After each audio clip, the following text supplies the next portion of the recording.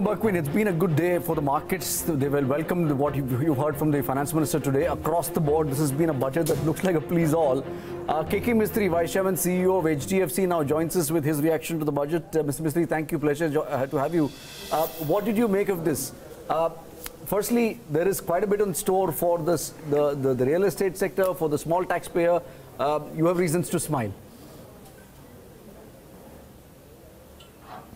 Well, I think it's a very good budget, especially considering the fact that this is only an interim budget and not a final budget. It's a very, very comprehensive budget. It has covered a whole host of areas which normally one would not have expected in an interim budget. So I think it's a great budget. The focus of the budget seems to be on three areas. First is the rural economy, the 6,000 rupees per year which will be given to farmers who have land up to a certain 2 hectares. I think that will go a long way in spurring consumption in rural areas, which will benefit the Indian economy. The second is the thrust on the housing sector. I think this budget is really focused a big way on the housing sector and to some extent alleviate the problems that the real estate sector has been facing in the form of unsold inventory. So I think some of their unsold inventory will be sold through this process. There are both direct benefits for the real estate sector and there are indirect benefits for the real estate sector. The indirect benefit emanates from the third factor, which is the increase in consumption. So the focus of the budget is real estate, rural economy and consumption. So the increase in the exemption limit for taxation to 5 lakhs of rupees will mean that there will be more money that will be available in the hands of individuals to spend, which would either spur consumption or for people who are looking to buy a house, it will enable them to take a larger amount of loan and be able to buy the house they want. So both consumption and the real estate sector and the rural economy will be beneficiaries of this budget. Specifically, Mr. Mistry, on the issue of capital gains on the second home up to the tune of about 2 crore, or exemption that is. Do you think that will have a material impact on the sector? Well, it's a very practical thing to do because when you sell a house and you're allowed, the exemption that you're allowed is to buy only one more house. In many Indian families, for example, when the parents sell the house, they want to buy 2 apartments, one to give to their son or daughter, one for them to live in. So if you give capital gains exemption for buying 2 apartments, it goes along, it increases the demand for housing per se, because instead of 1 unit getting sold, 2 units get sold, and it's a very practical thing to do. Okay. Mr. Mistry, not just from a perspective of the real estate business, but as you mentioned, I think a lot of people believe that the capex, household contribution to capex is also a big thing, and with all the moves that have been taken, that disposable income in the hands of the rural household or the urban household both would play a long way as well. Is that a reasonable argument to make? Do you think that budget has kind of addressed that piece well? I think the budget has definitely addressed the issue of consumption in a very big way. India is a domestic economy. We must remember that. And as a domestic economy, if consumption in the economy increases, demand for goods and services increases. If demand for goods and services increases, manufacturers have to produce more, which means more jobs get created. So at the end of the day, it benefits the entire economy. And the measures that have been taken in the budget will, as I said earlier, improve consumption both from the rural economy as well as the urban economy. Purely for the housing sector, sir, to your mind, it's been reeling under pressure. I mean, except for the low cost or the affordable housing bucket. What do you think happens to the rest? I mean, because a lot of people who were on the panel earlier said that they were surprised with the sudden focus that this budget gave to real estate as a space, which was probably not there for the last 4 years. Well, to be very honest with you, I was not very surprised.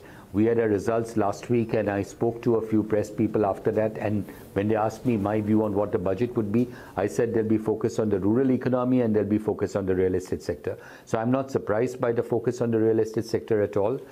I think the sector deserves a fair amount of focus because of the fact that the real estate sector is a huge employment generator. Construction workers, masons, carpenters, plumbers, engineers, all of these people get a job when real estate gets a boost.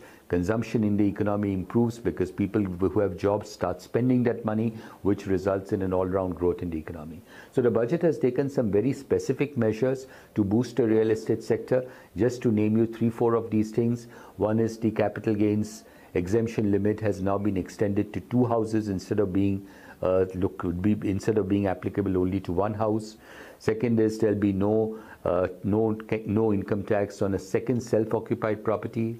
The third, from a developer's point of view, is that in the earlier rules, if a developer had a property which was unsold, then after 1 year there would automatically be a rent that would be a notional rent that would be applied to that property, and he would end up paying tax on that. So if he was not able to sell his property, he actually suffered a further loss because he was paying tax on a notional rent. Now that period of 1 year has been extended to 2 years, which gives him that much more time to be able to sell his property. Then there were certain tax benefits that were available to developers, which were applicable till 2019. If the property was registered till 2019, that period has been extended to 2020. And lastly, and in my view, the most important factor has been the GST.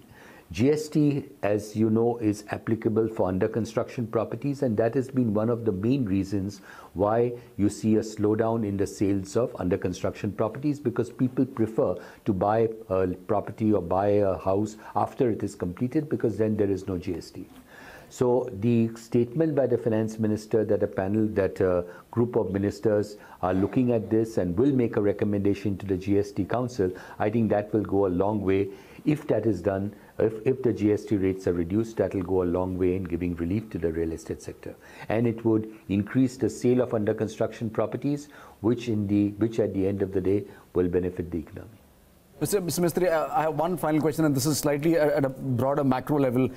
You have seen this budget try to address the needs for the farmer, for the unorganized workers, for the small salaried class and so on. But broadly, at a budget deficit level, are you seeing the numbers add up?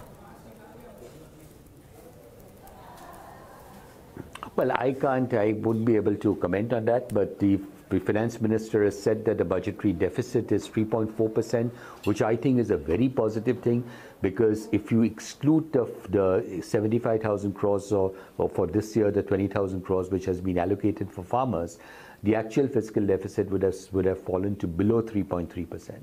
So the markets, the bond market, the debt market was fearing or worrying that if the fiscal deficit was to go up to 3.5 or 3.7 or even higher than that, then that could spook, interest rates, bond yields would go higher, RBI's willingness to cut interest rates in the next credit policy would go away. So that, I think, is important. The finance minister has ensured that the fiscal deficit has stayed under control at 3.4%.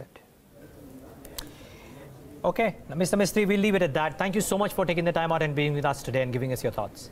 Thank you so much. Thank you. Appreciate. By the way, I must say the equity markets have just cooled off a little bit. Before we end this broadcast and then take a break, must point out that the Nifty Bank is down about 51 points and about 10,900. So that initial notwithstanding, there's a bit of a cool off in our markets as well. Just want to point out Zee Entertainment under pressure yet again, but banks have come off. Since we mentioned banks, Harsha, ICICI, Axis, Yes Bank, all three, and SBI post the numbers. 4 reasonably large names are correcting in the session today. So a bit of a pullback for the banking stocks in the session today, and then some specific news-based stocks, the likes of Vedanta as well as Zee too, cooling off in trade. So a bit of a pressure right now. Take a break. We'll come back and get in a bevy of market experts to try and decode as to what do the markets make of this budget. Stay tuned. Thanks for watching.